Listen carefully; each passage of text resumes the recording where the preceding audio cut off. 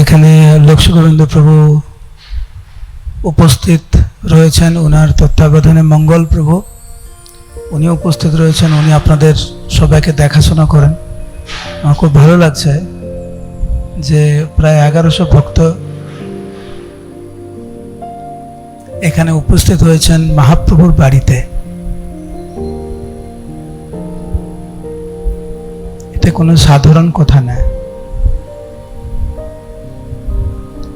যেই দিনকার আমরা উপলব্ধি করব যে মায়াপুরে গিয়েছি মানে মহাপ্রভুর নিজের বাড়িতে গিয়েছে। মায়াপুর মানে বৃন্দাবন, সেই বৃন্দাবন এই নদিয়া। যেই দিনকার হৃদয় থেকে আমরা উপলব্ধি করতে পারব যে প্রভুপাদের আশীর্বাদে এবং ওনাদের প্রভুপাদের অনুগামীদের বিশেষ আশীর্বাদে মহাপ্রভু বাড়িতে যেতে পারছে, সাক্ষাৎ বৃন্দাবনে থাকতে পারছে, সেই দিনকার খুব তাড়াতাড়ি আমরা ভক্তি জীবনে অগ্রসর লাভ করব। কিন্তু মায়াপুরে আমরা কয়দিন থাকবো? কয়দিন থাকবো মহাপ্রভুর বাড়িতে? কয়দিন আছেন? 3 দিন। কয়দিন হয়ে গেল? আরো একদিন আছে। আজকে লাস্ট দিন, তারপরে মহাপ্রভুর বাড়ি থেকে চলে যাবেন। কারা কারা বৃন্দাবন ধামে গিয়েছেন হাত তুলুন। বৃন্দাবন ধামে কয়দিন ছিলেন? 1 সপ্তাহ, 10 দিন, 12 দিন? কারা কারা 1 মাস ছিলেন হাত তুলুন। কারা কারা 1 নাগাড়ে 6 মাস ছিলেন হাত তুলুন। আচ্ছা, তাহলে মোটামুটি 6 মাসের উপরে যাচ্ছে না। কারো 2 মাস? একটাও যাচ্ছে না, একটাও হাত উঠছে না। তাহলে মোটামুটি আমরা যেটা বুঝতে পারলাম যে আমাদের এইখানে যারা উপস্থিত রয়েছেন তাদের মধ্যে 1 মাসের বেশি কেউ বৃন্দাবনে থাকেননি। এবারে মায়াপুরের কথাতে আসে, মহাপ্রভুর বাড়ির কথা। কারা কারা মায়াপুরে 1 নাগাড় 10 দিন থেকেছেন হাত তুলুন। কয়েকটা হাত উঠছে। 2 সপ্তাহ? 1 মাস? 1 মাস? 1 মাস? 2 মাস? তাহলে মায়াপুরটাও 1 মাসে কি আটকে গেছে? আর বেশি হয়নি। আর বৃন্দাবনে দেখলাম 1 মাসে কি আটকে গেছে। জীবনের উদ্দেশ্য হচ্ছে নিরন্তর মায়াপুরে বসবাস করা, বৃন্দাবনে বসবাস করা।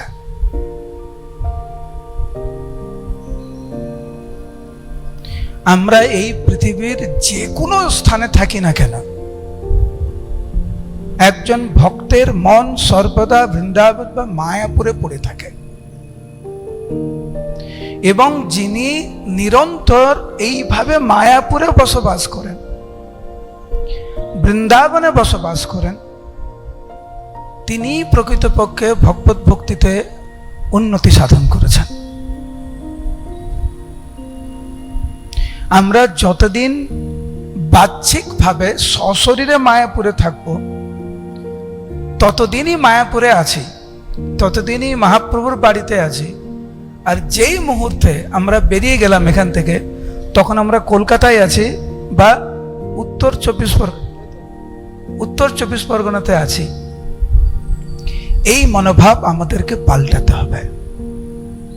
কিভাবে কলকাতাতে থেকেও মায়াপুরে থাকা যায়, কি করে উত্তর 24 পরগনায় থেকেও মায়াপুরে থাকা যায়, এই পদ্ধতি আমাদেরকে বের করতে হবে। এবং আজকের যার সম্বন্ধে আমরা আলোচনা করব, আজকের হচ্ছে লোকনাথ দাস গোস্বামীর শুভ তিরোভাব তিথি মহোৎসব। লোকনাথ দাস গোস্বামী কি? তো উনার তিরোভাব তিথি আজকের। উনাকে স্মরণ করার মাধ্যমে, ওনার লীলা শ্রবণ করার মাধ্যমে, ওনার শিক্ষায় শিক্ষিত হয়ে আমরা নিত্যকাল বৃন্দাবন বা পুরী ধাম বা মায়াপুর ধামে নিত্যকাল আমরা অবস্থান করতে পারি। শ্রী মায়াপুর নবদ্বীপ ধাম কি। সেই জন্য আচার্যগণ যখন লোকনাথ দাস গোস্বামীর সম্পর্কে আলোচনা করেছেন, প্রথম যে বিষয়টি ওনারা উত্থাপন করেছেন সেটা জলব্ধবা বৃন্দাবন নিত্যবাস, যিনি নিত্যকাল বৃন্দাবনে বসবাস করেন। লোকনাথ দাস গোস্বামী কি শুধু কি বৃন্দাবনে ছিলেন? পুরীধামে গিয়েছেন, দক্ষিণ ভারতে গিয়েছেন, বিভিন্ন স্থানে গিয়েছেন, কিন্তু নিত্যবাস বৃন্দাবনে। এইটা নিয়ে আজকের আমাদের আলোচনা। কি মনোভাব থাকলে ভক্তি জীবনে কোন পথে অগ্রসর হলে কলকাতা আর কলকাতা না, সর্বত্র দেখে তার ইষ্টদেব স্ফূর্তি। আপনি যেখানেই থাকুন না কেন, আপনি মহাপ্রভুকে নিয়েই থাকতে পারবেন। যেখানেই আপনি থাকবেন, ভগবানের কীর্তন করার মাধ্যমে উনার চরণ কমলে পূর্ণরূপে আত্মসমর্পণ করার মাধ্যমে নিত্যকাল ধামে থাকবেন। যেখানে ভগবানের শুদ্ধ ভক্তরা বসবাস করেন সেটি ধাম। যেখানে ধাম সেখানেই মহাপ্রভু। সবাই বলুন হরে কৃষ্ণ। হচ্ছে না? হরে কৃষ্ণ।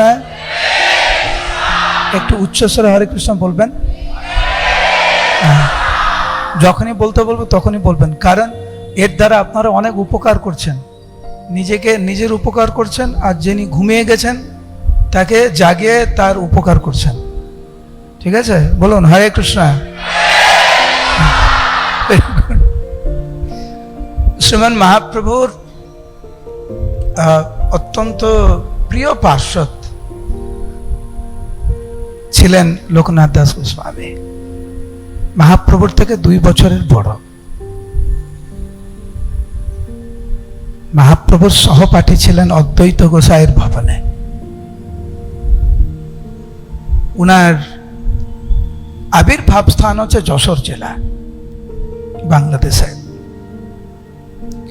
এবং উনার পিতা এবং মাতা উভয়ে ভগবানের শুদ্ধ ভক্ত ছিলেন। সেই জন্য শাস্ত্রের বর্ণনা রয়েছেন, দিবানিশি সংকীর্তনে মত্ত অতিশয়। ওনার পিতা মাতা নিরন্তর ভগবানের সেবায় যুক্ত ছিলেন। দেখিসে নেত্রের ধারা কিবা ধৈর্য হয়। কিরকম উত্তম ভক্ত ছিলেন! কৃষ্ণ প্রেমে পাগল হয়ে ক্রন্দন করতেন ওনার পিতা। আমরাও কিন্তু ক্রন্দন করি, কিন্তু জ্বালায়, কষ্টে আমরা ক্রন্দন করি,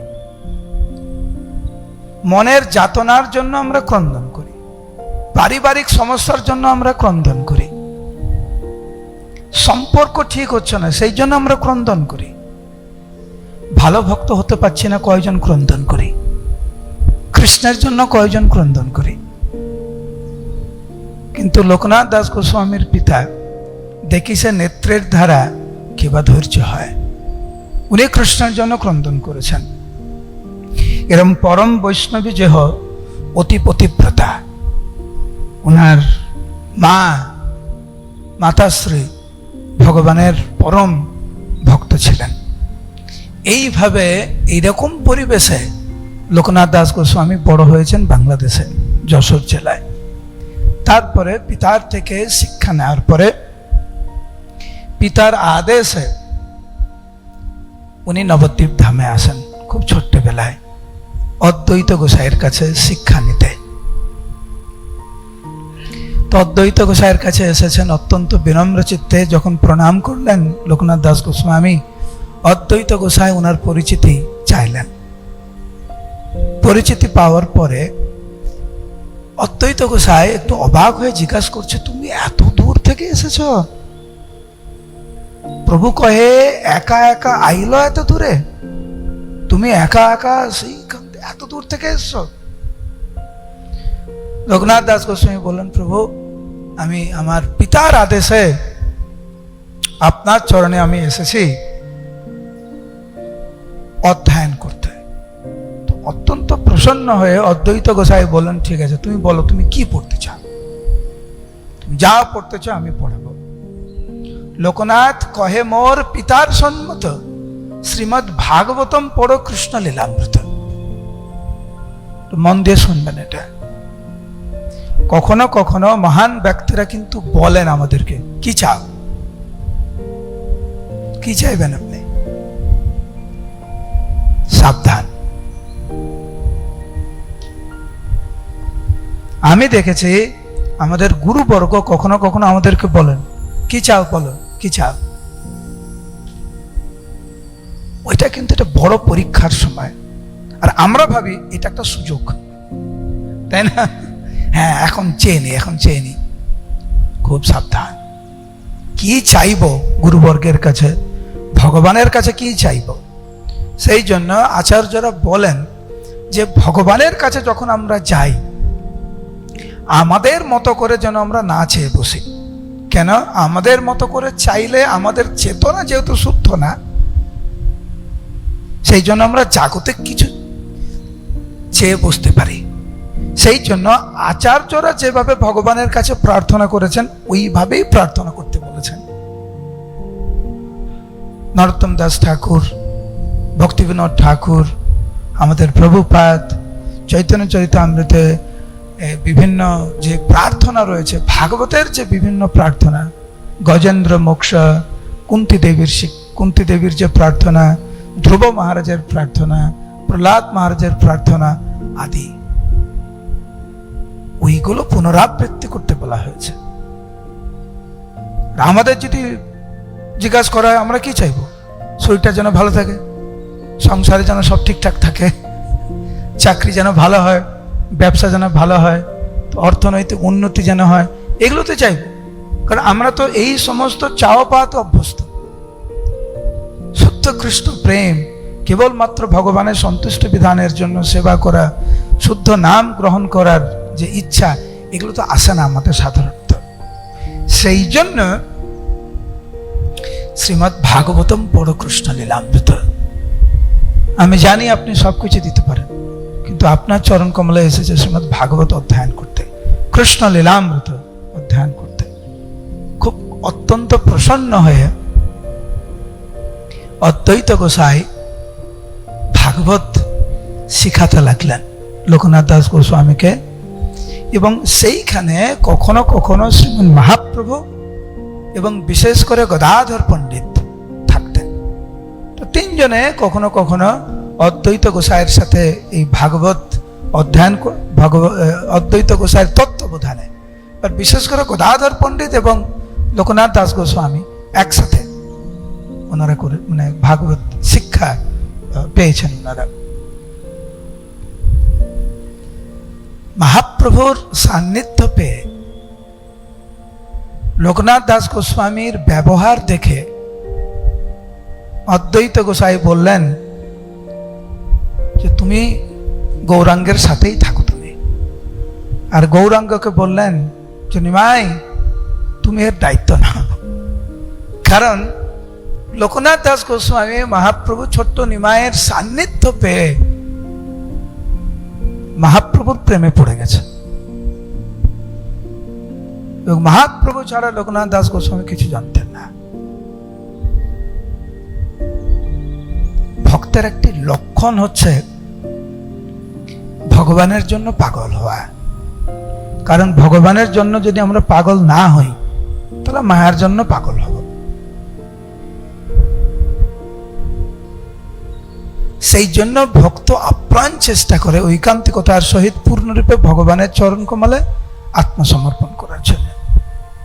আর অদ্বৈত গোসাই অর্পণ করলেন লোকনাথ দাস গোস্বামীকে মহাপ্রভুর কাছে।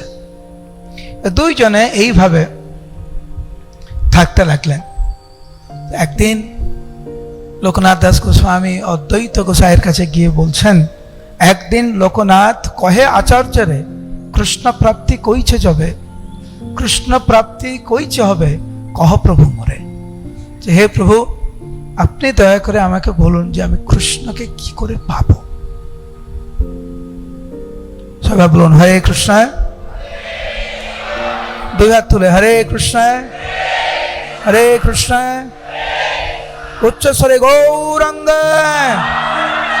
গৌরাঙ্গ গৌরাঙ্গ। আমরা জপ করি তো, কারা কারা জপ করেন? হরে কৃষ্ণ বলুন। আমরা জপ করি, কিন্তু তবুও আমাদের মনে হয় কৃষ্ণকে কি করে পাবো? হ্যাঁ কি না? জোরে হ্যাঁ কি না? এইটি হচ্ছে ভক্তিপথের সবচাইতে বড় বাধা। আবার বলছি, যারা হরিনাম করেন, জপ করেন, আর ভাবেন কৃষ্ণকে কি করে পাবো, আমরা ভুল পথে পরিচালিত হচ্ছে। দুর্ভাগ্যজনক অবস্থা আমাদের। কি করে এই মানসিকতা আমাদের মধ্যে প্রবেশ করে যে জপ করছি আর ভাবছি কৃষ্ণকে কি করে পাবো? মানে কি জপের বাইরে অন্য কিছু? তার মানে আমাদের শ্রদ্ধা নেই নামের প্রতি। ইহা হইতে সর্বসিদ্ধি হইবে সবার, সর্বক্ষণ বলইতে বিধি নাই আর। মহাপ্রভুর এই যে উক্তি, মহাপ্রভুর এই যে শিক্ষা আমাদের বিশ্বাস নেই বলে আজকের আমাদের এই দুরবস্থা। সেই জন্য জপ করি আর ভাবি কৃষ্ণকে কি করে পাবো। আজ থেকে আমি আমাদের লক্ষ্য গোবিন্দ প্রভু এবং মঙ্গল প্রভুর অনুমতি নিয়ে বলছি, দয়া করে এই চিন্তা ভাবনা মন থেকে একদম দূর করুন। পূর্ণ বিশ্বাস রাখুন যে হরিনামের মাধ্যমেই কেবলমাত্র ভগবানকে পাওয়া যায়, ভগবত প্রাপ্তি হওয়া যায়। এবং এর বাইরে যদি অন্য কেউ কিছু খুঁজে, নাম আশ্রয় ছাড়া আমি ভগবানকে পাবো, এটা শাস্ত্রের বিরুদ্ধ কথা। এটা কলিকালে নাম রূপে কৃষ্ণ অবতার, নাম সব কিছু। লোকনাথ দাস গোস্বামী গেলেন অদ্বৈত গোসাইয়ের কাছে, বললেন কৃষ্ণ প্রাপ্তি কইছে হবে, কহ প্রভু মোরে। হে প্রভু আপনি বলুন আমি কৃষ্ণকে কি করে পাবো? আমি প্রভু কহে কৃষ্ণ মন্ত্র কর গ্রহণ, অচিরাতে করে সেই কৃষ্ণ আকর্ষণ। তুমি কৃষ্ণ নাম করো, তুমি হরে কৃষ্ণ কৃষ্ণ কৃষ্ণ হরে হরে, হরে রাম রাম রাম হরে হরে। কৃষ্ণ নাম করো তুমি, তাহলে কৃষ্ণকে আকর্ষণ করতে পারবে। আপনারা গীতা কোর্সের ছাত্রছাত্রী, তাই তো? হ্যাঁ কি না? গীতার সার মর্ম হচ্ছে শুদ্ধভাবে হরিনাম করা, আর কিচ্ছু না।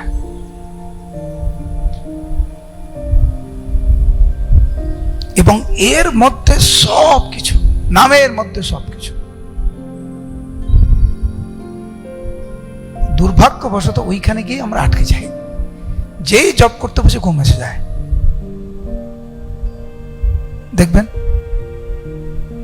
ভগবানকে পাওয়া এত সহজ না, নাম এত সহজে আমাদের কাছে প্রকট হয় না।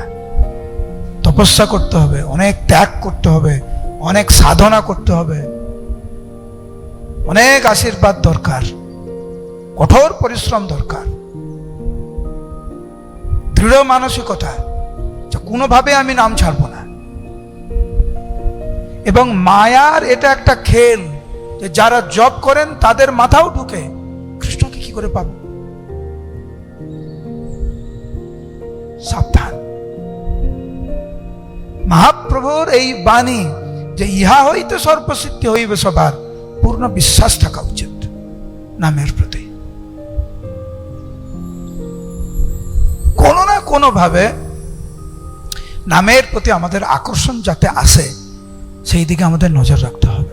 অদ্বৈত গোসাই খুব দৃঢ়ভাবে বললেন, অচিরাত করে সেই কৃষ্ণ আকর্ষণ। যিনি হরিনাম করেন, হরিনামের মাধ্যমেই কৃষ্ণ আকর্ষিত হন। সেই জন্য হে লোকনাথ, নাম তুমি ছাড়বে না, তুমি তুমি ঐকান্তিকতার সহিত জপ করো, তুমি কীর্তন করো তুমি। এবং কৃষ্ণ মন্ত্রে দীক্ষিত হলেন সাক্ষাৎ অদ্বৈত গোসাইয়ের কাছ থেকে লোকনাথ দাস গোস্বামী। উনি সাক্ষাৎ অদ্বৈত গোসাইয়ের শিষ্য।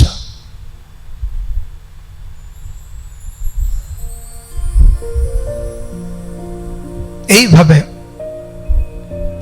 কিছুদিন নবদ্বীপে থাকার ফলে হরিনাম গ্রহণ করার মাধ্যমে উনি কৃষ্ণ প্রেম উনি পেলেন। লোকনাথ দাস গোস্বামী প্রেমাবেশে কাঁদে বহু দৈন্য স্তব করি। কৃষ্ণ নাম করার সাথে সাথে যেহেতু পূর্ণ বিশ্বাস ছিল, পূর্ণ বিশ্বাস নামের প্রতি, পূর্ণ বিশ্বাস গুরুদেবের প্রতি, সেই জন্য নাম গ্রহণ করার সাথে সাথে ওনার প্রেম প্রাপ্তি হয়েছিল। আর আমাদের 10 বছর 20 বছর 50 বছর জপ করার পরেও আমাদের রতিমতি আসে না নামের প্রতি, কারণ নামের প্রতি আমাদের বিশ্বাস নাই। ভাবছি নাম হচ্ছে অনেক পদ্ধতি আছে, তার মধ্যে একটা পদ্ধতি, সেই জন্য আমাদের এই দুরবস্থা। বলুন হরে কৃষ্ণ। সেই জন্য প্রত্যেকটা দিন জপের আগে এই সব কিছু চিন্তা করে নামের প্রতি যেন আমাদের মতি আসে, গুরুদেবের কাছে, ভগবানের কাছে, বৈষ্ণবদের কাছে যেন বিশেষ প্রার্থনা করি আমরা। আমাদের আর কোনো উপায় নেই। কলৌ নাস্তে বা নাস্তে বা নাস্তে গতিরন্যথা।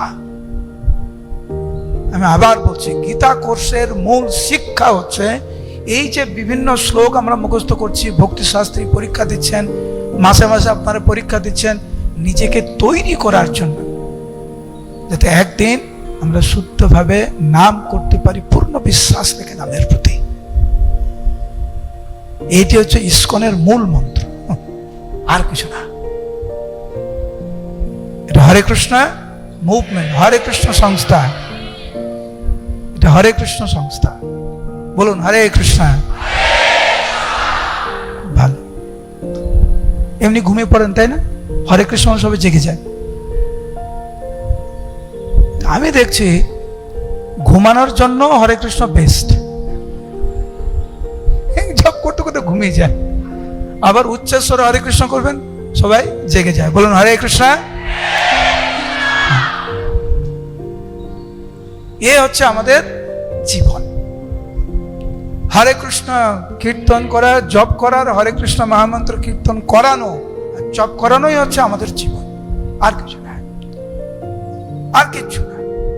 ভগবানের কাছে প্রার্থনা করি আমরা আর যেন কিছু না হয় আমাদের জীবনে, এটা ছাড়া জীবনে যা কিছু হয় তার ফলস্বরূপ যেন নামের প্রতি আমাদের রতিমতি আসে। এর দ্বারা প্রভুপাদ প্রসন্ন হবেন, শ্রীমন মহাপ্রভু প্রসন্ন হবেন।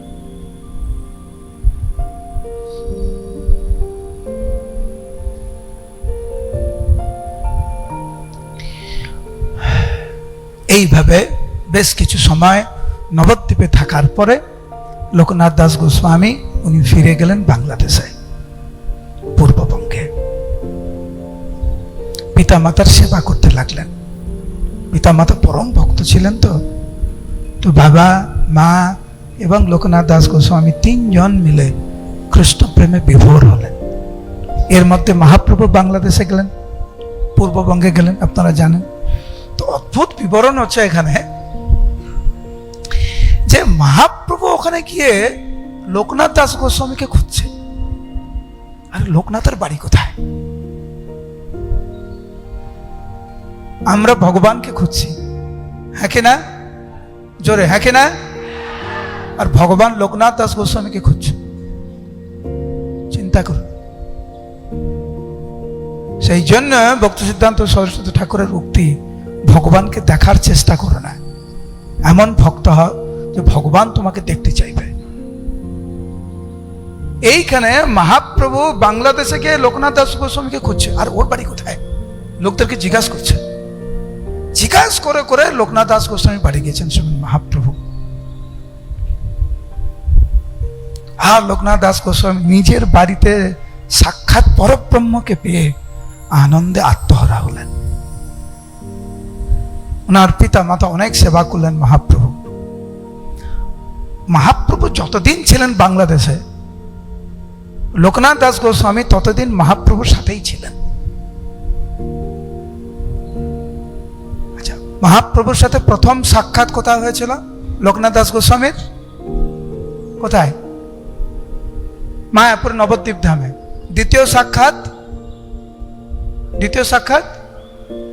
পূর্ববঙ্গে, বাংলাদেশে। এইটি হচ্ছে মহাপ্রভুর সাথে লোকনাথ দাস গোস্বামীর দ্বিতীয়। এইভাবে মহাপ্রভুর সাথে বেশ কিছুদিন কাটিয়ে মহাপ্রভু ফিরে আসেন, আর লোকনাথ দাস গোস্বামী থেকে যায় বাংলাদেশে, পূর্ববঙ্গে। তার কিছু সময় পরে, কিছু কাল পরে ওনার পিতা মাতা উভয় দেহ রাখেন। যখন পিতা মাতা উভয় দেহ রাখেন, তখন লোকনাথ দাস গোস্বামী সব কিছু ছেড়ে, উনি কোনদিন বিবাহ করেননি, ব্রহ্মচারী ছিলেন, নৈষ্ঠিক ব্রহ্মচারী। উনি মায়াপুরে ফিরে আসেন মহাপ্রভুর চরণ কমলে পূর্ণরূপে। এবং মায়াপুরে যখন ফিরে আসেন, তখন মহাপ্রভুর সঙ্গ ছাড়া লোকনাথ দাস গোস্বামীর আর কোনো চাও পাওয়া ছিল না। তো একদিন শ্রীমন মহাপ্রভু লোকনাথ দাস গোস্বামীকে ডাকলেন, ডেকে বললেন, প্রভু কহে লোকনাথ যাও বৃন্দাবন, সর্ব দুঃখ যাবে সুখ পাইবে আপন। লোকনাথ তুমি চলে যাও, বৃন্দাবনে চলে যাও। কেন চলে যাও বলেনি, কিন্তু মহাপ্রভু কেন বললেন লোকনাথ দাস গোস্বামীকে চলে যেতে? কারণ মহাপ্রভু সংকল্প নিয়েছেন উনি সন্ন্যাস নেবেন, এবং লোকনাথ দাস গোস্বামীর পক্ষে এটা দেখা সম্ভব ছিল না, সহ্য করতে পারতেন না। উনি মহাপ্রভুকে এত ভালোবাসতেন যে অখিল বিশ্ব ব্রহ্মাণ্ডের মালিক পরম পুরুষোত্তম ভগবান কৃষ্ণ গৌরাঙ্গ রূপে অবতীর্ণ হবেন, মস্তক মুন্ডন করবেন, বৈরাগীর মতো থাকবেন, আর দ্বারে দ্বারে ঘুরে বেড়াবেন, এইটা লোকনাথ দাস গোস্বামীর সহ্য হতো না। মহাপ্রভু জেনেই লোকনাথ দাস গোস্বামীকে বললেন, তুমি বৃন্দাবনে চলে যাও, আমার বিশেষ উদ্দেশ্য আছে তোমাকে ওখানে পাঠানোর। কাঁদিতে লাগিল প্রভু ধরি তার হাত। মহাপ্রভু শুধু বলেননি, হাত ধরে ক্রন্দন করতে করতে বলেছিলেন, লোকনাথ তুমি এখানে থাকো না, তোমার দ্বারা আমার কিছু কার্য সিদ্ধি হবে। ভবিষ্যতে নরোত্তম বলে একজন মহান ভক্ত আসবে তোমার চরণ কমলে, তুমি তাকে দীক্ষা দিও কিন্তু, এবং তার মাধ্যমে সমগ্র জায়গায় আমি প্রেম বিতরণ করব, রূপ সনাতন তোমার কাছে আসবে। এইভাবে ভবিষ্যৎবাণী করলেন শ্রীমন মহাপ্রভু লোকনাথ দাস গোস্বামীর কাছে। কান্নায় ভেঙে পড়লেন লোকনাথ দাস গোস্বামী, মহাপ্রভুকে ছাড়া উনি কি করে থাকবেন। মহাপ্রভুর ইচ্ছা, বাহ্য নাহি লোকনাথের কাঁদিতে লাগিল। মহাপ্রভুর কথা শুনে বাহ্য জ্ঞান হারিয়ে ফেললেন লোকনাথ দাস গোস্বামী, ক্রন্দন করতে করতে অজ্ঞান হয়ে মাটিতে পড়ে গেলেন। যখন জ্ঞান ফিরল, মহাপ্রভু অনেকভাবে ওনাকে সান্ত্বনা দিলেন। সমস্ত বৈষ্ণবদের আশীর্বাদ নিয়ে লোকনাথ দাস গোস্বামী চললেন বৃন্দাবনের পথে। যখন বৃন্দাবনে পৌঁছালেন, কিছুদিন থাকলেন, উনি শুনলেন, উনি বৃন্দাবনে যখন যাচ্ছিলেন পথে, তখন শুনলেন মহাপ্রভু নাকি সন্ন্যাস নিয়েছেন। আর কিছু সময় যাওয়ার পরে শুনলেন মহাপ্রভু নাকি এখন শান্তিপুর হতে উনি নীলাচলে গিয়েছেন। বৃন্দাবনে যখন পৌঁছে গেলেন, তখন শুনলেন মহাপ্রভু নীলাচল থেকে মহাপ্রভু দক্ষিণ ভারতে গিয়েছেন। উনি বললেন, উনি ভাবলেন তখন মনে মনে যে মহাপ্রভু যখন দক্ষিণ ভারতে গিয়েছে, আমি তো বৃন্দাবনে আছি, আমি একটু মহাপ্রভুকে দেখা করে আসি।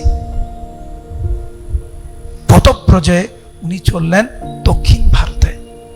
যখন দক্ষিণ ভারতে পৌঁছালেন, তখন উনি শুনলেন মহাপ্রভু ঠিক কিছুদিন পূর্বে দক্ষিণ ভারত ছেড়ে আবার উনি নীলাচলে এসেছেন।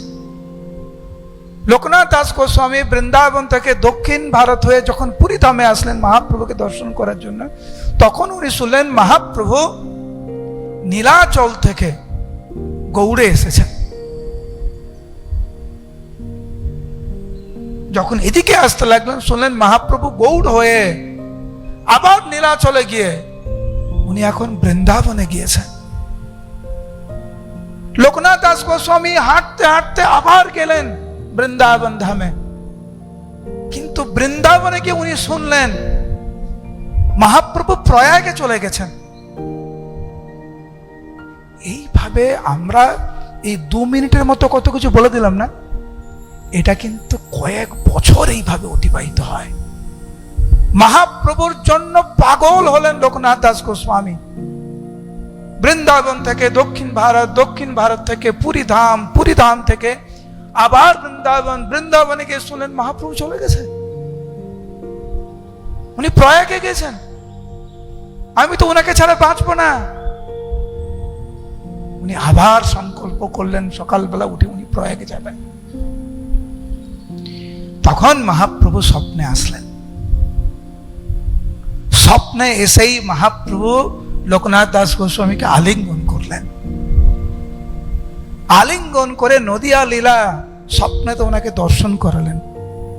লোকনাথ মহাপ্রভু বললেন, আমার খুব ইচ্ছা ছিল তোমার সঙ্গ করা বৃন্দাবনে, কিন্তু আমার ভাগ্যে তোমার সঙ্গ জুটল না। কে বলছে এটা? মহাপ্রভু লোকনাথ দাস গোস্বামীকে বলছে, আমার খুব ইচ্ছা ছিল তোমার সঙ্গ করা বৃন্দাবনে, কিন্তু আমার ভাগ্যে জুটল না।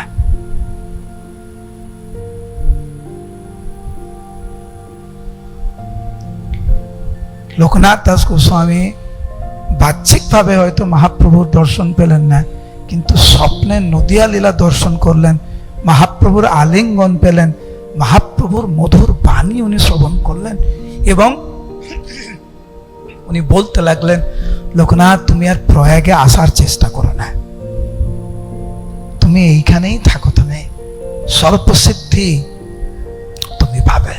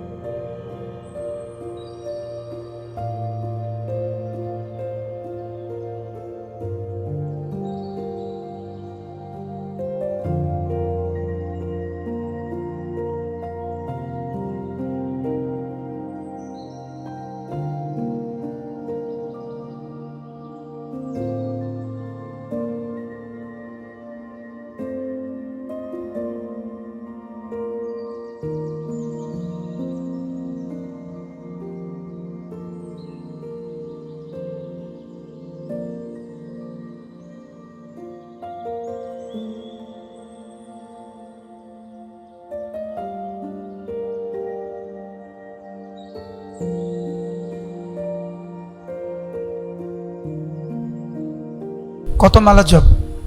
আমাদের কত মালা জপ করতে বলে? লোকনাথ দাস গোস্বামী বললেন, তুমি আজ থেকে 128 মালা করে জপ করো, 1 বছর তোমাকে দেখি আমি, তারপরে চিন্তা ভাবনা করবো তোমাকে দীক্ষা দেবো কিনা। বলুন হরে কৃষ্ণ।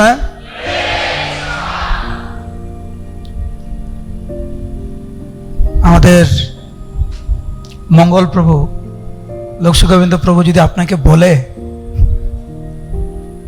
প্রত্যেকদিন 64 মালা করে জপ করুন 1 বছর, তারপরে আমরা চিন্তা ভাবনা করব আপনাদেরকে আশ্রয় করাবো কিনা, আপনারা টিকবেন? হরে কৃষ্ণ।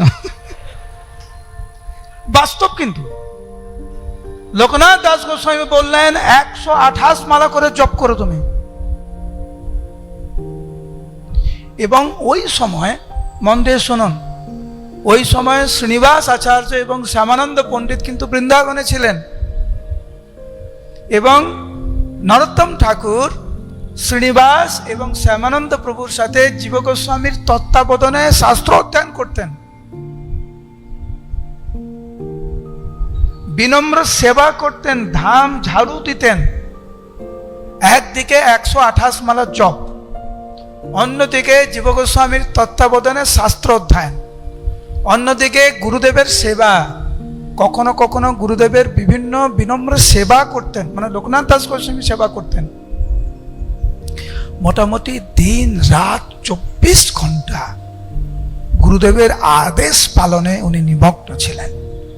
নরোত্তম দাস ঠাকুর কি এ হচ্ছে শিষ্য।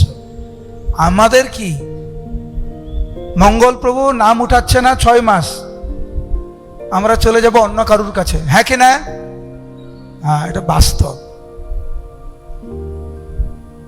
মঙ্গল প্রভু নাম উঠাচ্ছে না, লক্ষ্মী গোবিন্দ প্রভু উনি নাম উঠাচ্ছে না, ডিপার্টমেন্ট চেঞ্জ করে দেবো, এখানে চলে যাবো, ওখানে চলে যাবো, এটা করবো ওটা করবো। নরোত্তম ঠাকুরের জীবনী দেখুন, প্রকৃত শিষ্যের মনোভাব কেমন। 1 বছর এইভাবে সেবা করে যাচ্ছে, আরেকটি গুপ্ত সেবা করতেন। শুনুন মন দিয়ে, সবাই বলুন হরে কৃষ্ণ, হরে কৃষ্ণ, উচ্চস্বরে গৌরাঙ্গ গৌরাঙ্গ গৌরাঙ্গ গৌরাঙ্গ গৌরাঙ্গ গৌরাঙ্গ, জয় নিতাই, উচ্চস্বরে জয় নিতাই, জয় নিতাই, জয় নিতাই। একদিকে 128 মালা জপ, জীব গোস্বামীর তত্ত্বাবধানে শাস্ত্র অধ্যয়ন, গুরুদেবের বিনম্র সেবা, এর সাথে সাথে মধ্যরাত্রে একটা সেবা করতেন। সেটা কি, যে লোকনাথ দাস গোস্বামী রাত্রিবেলা উঠে উনি বাহ্যক্রিয়াতে যেতেন, বাথরুমে যেতেন, সোজা বাংলায়, বনে। তো যেই জায়গায় উনি যেতেন বাহ্যক্রিয়া করতে, নরোত্তম ঠাকুর লোকনাথ দাস গোস্বামী যাওয়ার আগে ওই জায়গাটা নিজের হাতে সুন্দর করে পরিষ্কার করতেন এবং হাত ধোয়ার জন্য খুব সূক্ষ্ম মাটি ওখানে রেখে দিতেন। তো লোকনাথ দাস গোস্বামী প্রথমে বুঝতে পারেনি কিভাবে প্রত্যেকদিন এই জায়গাটা তো পরিষ্কার থাকে কি করে। অনেক দিন হয়ে গেছে, 1 বছর হতে চাল, আর উনি তো লোকনাথ দাস গোস্বামী তো উনার মানে পূর্ণরূপে কৃষ্ণ ভাবনায় সম্পূর্ণ ভাবিত, এত কিছু চিন্তা করে না। কিন্তু এতদিন হয়ে গেছে তো তখন উনি চিন্তা করছে কোনো ব্রজবাসীটা করছে নাকি, তাহলে তো আমার অপরাধ হয়ে যাচ্ছে, তো ঠিক না। তারপরে একদিন উনি ঠিক করলেন যে আমি রাত্রে উঠবো, দেখবো কে করে এটা।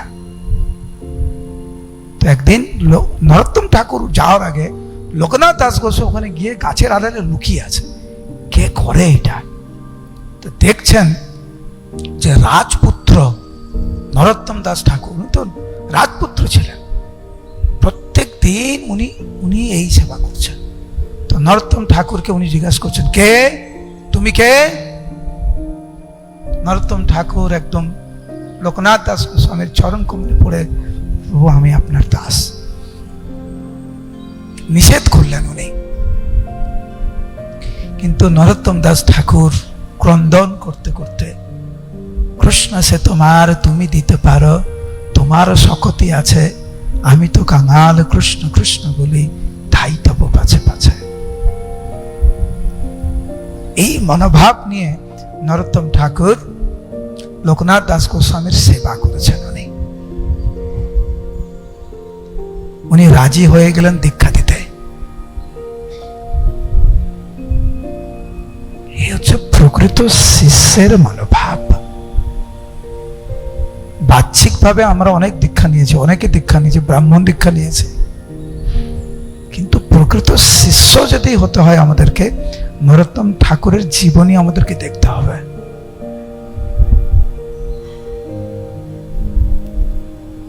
আজকের এই শুভ দিনে লোকনাথ দাস গোস্বামী প্রায় 100 বছরের উপরে উনি জীবিত ছিলেন। রূপ সনাতন যখন চলে গেলেন, একে একে সবাই চলে যাচ্ছেন। কৃষ্ণ প্রেমে পাগল হয়ে, কৃষ্ণ বিরহে ক্রন্দন করতে করতে, কৃষ্ণ ভাবনামৃতের অমৃত আস্বাদন করতে করতে এই শুভ দিনে বৃন্দাবন ধামে লোকনাথ দাস গোস্বামী দেহত্যাগ করলেন। আজকের এই শুভ দিনে লোকনাথ দাস গোস্বামীর যে শিক্ষা, পিতা মাতার প্রতি উনার যে সম্মান বোধ, মহাপ্রভুর প্রতি উনার যে গাঢ় প্রেম, নামের প্রতি উনার যে দৃঢ় বিশ্বাস, মহাপ্রভুর আজ্ঞাকে উনি জীবনের সর্বোচ্চ বলে মনে করেছেন।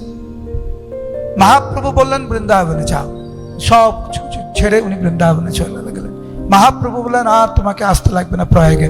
মহাপ্রভু লোকনাথ দাস গোস্বামী আসলেন না। নরোত্তম দাস ঠাকুরকে দীক্ষিত করতে বললেন, উনি দীক্ষা দিলেন নরোত্তম দাস ঠাকুরকে। বললেন সারা জীবন এখন থেকে বৃন্দাবনে থেকে লুপ্ত বৃন্দাবন ধাম উদ্ধার করতে। উনি তাই করলেন। মহাপ্রভু যা বলেছেন উনি তাই করেছেন। এইটি হচ্ছে প্রকৃত ভক্তের লক্ষণ। আমরা কিরকম? গুরুদেব এটা বলেন, আমরা গুরুদেব এটা কি করে করবো, এ তো হবে না, এটা হবে না, ওটা হবে না, এটা পারবো না, ওটা পারবো না। যিনি গুরুদেবের আদেশকে পালন করার জন্য আপ্রাণ চেষ্টা করেন, সেই আপ্রাণ চেষ্টার মাধ্যমে গুরুদেবের শক্তি প্রভাবিত হয়। যিনি গুরুদেবের আদেশকে পালন করার চেষ্টা করবেন, সেই চেষ্টার মাধ্যমে শক্তি পাবেন। সেই জন্য দেখবেন ইসকনের এত মহিমা। ইসকন কি করে শুরু হলো? প্রভুপাদ তমাল কৃষ্ণ মহারাজকে বললেন তুমি চাইনাতে চলে যাও। গুরু আমাদের পরমারাধ্য গুরুদেব যিনি কোনোদিন ভারতে আসেনি, কিচ্ছু জানে না, হাতে কোনো টাকা পয়সা নেই, কিচ্ছু নেই, বললেন চলে যাও কলকাতায়। চলে আসলেন।